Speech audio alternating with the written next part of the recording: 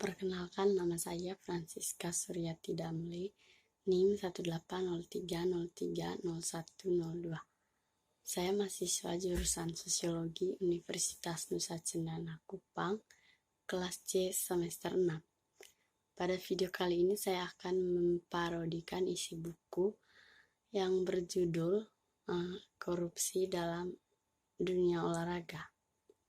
Korupsi dalam industri olahraga merupakan isu yang mengancam integritas olahraga sebagai institusi masyarakat. Dari doping dan pengaturan pertandingan sampai pencucian uang, korupsi harus menjadi perhatian siapapun yang tertarik dalam kebijakan olahraga, manajemen, pemerintahan, atau etika. Berikut fenomena korupsi olahraga.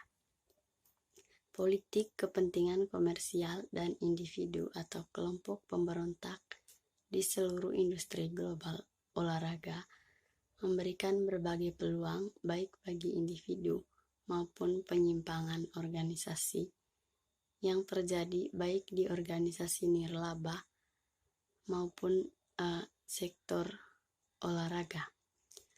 Peluang korupsi olahraga diilustrasikan misalnya dengan banyaknya organisasi olahraga yang bersedia bermitra dengan industri perjudian melalui sponsor, misalnya tim kriket Afrika Selatan, Cape Cobra, dan taruhan olahraga dunia, tim Liga Utama Inggris Barat, Ham United, dan Betway.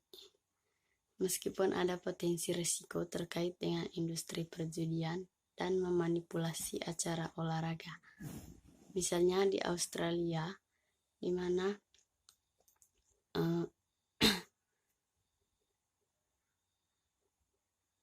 situs perjudian lepas pantai.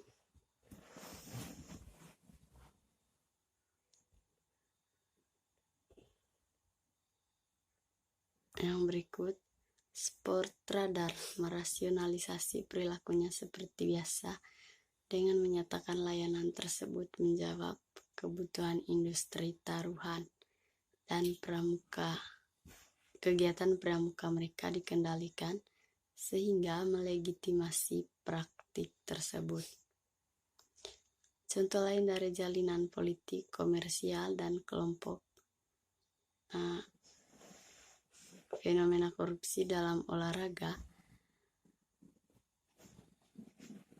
adalah eksposur baru-baru ini dari penawaran latihan untuk menjadi tuan rumah Piala Dunia Sepak Bola 2018 dan 2022.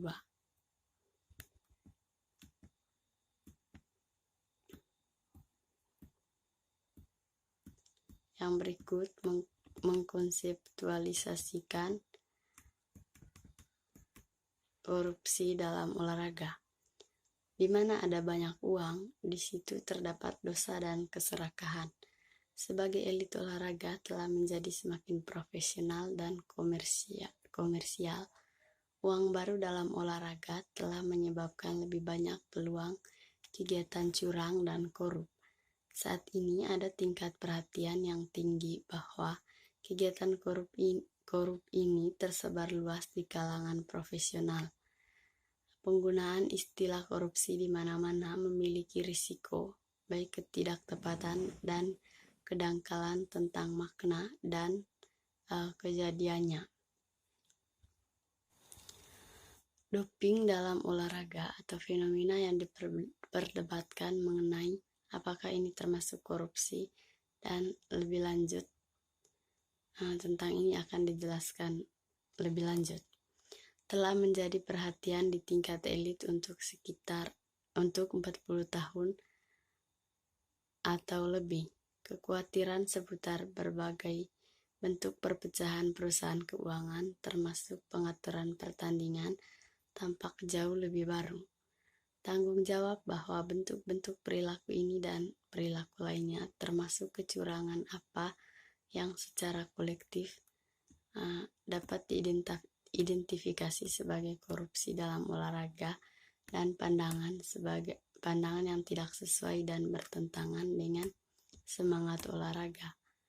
Oleh karena itu, nampaklah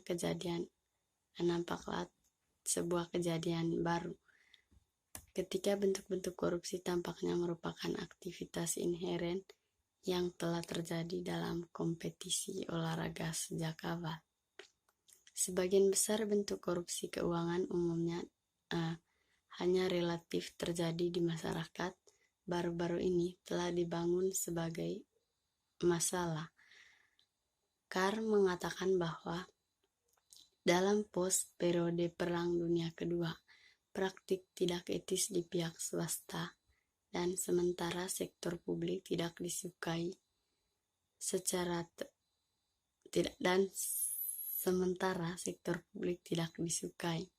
suap seringkali diberikan sebagai biaya yang terjadi pada tahun 1970-an dan semakin cepat terjadi menjelang akhir-akhir abad bahwa ada pengakuan formal korupsi di seluruh masyarakat dianggap sebagai sebuah masalah serius.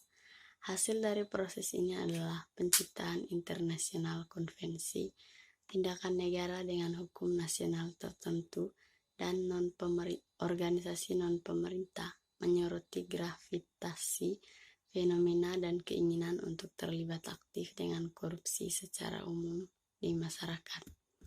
Demikian pula setelah bertahun-tahun budaya menerima kegiatan korupsi dalam olahraga sebagai bagian dari permainan.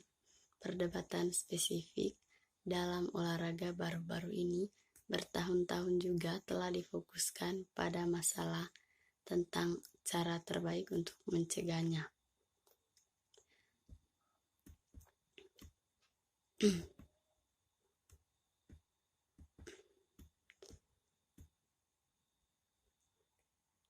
Ada 3 formulir yang dapat diidentifikasikan.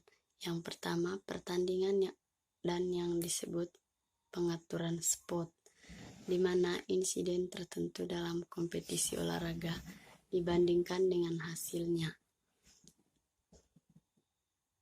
dimanipulasi oleh peserta untuk keuntungan finansial.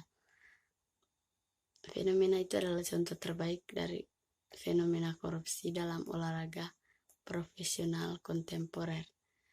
Kemunculannya ini telah disorot dalam berbagai olahraga di beberapa tahun terakhir, termasuk di tingkat internasional di sepak bola, kriket, dan tenis.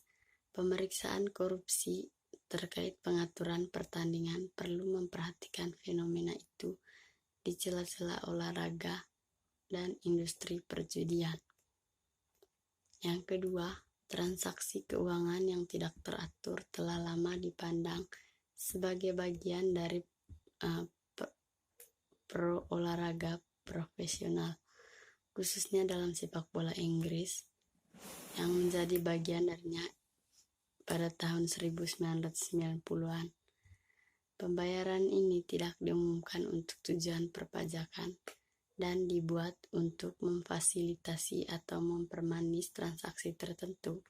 Sudah umum dalam olahraga dan terlihat sangat banyak dalam tradisi melakukan bisnis.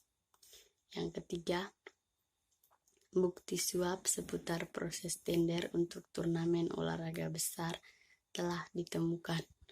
Prosedur internasional Komite Olimpiade semakin dipantau pada 1980-an dan 1990-an untuk memilih tuan rumah Olimpiade musim panas dan musim dingin.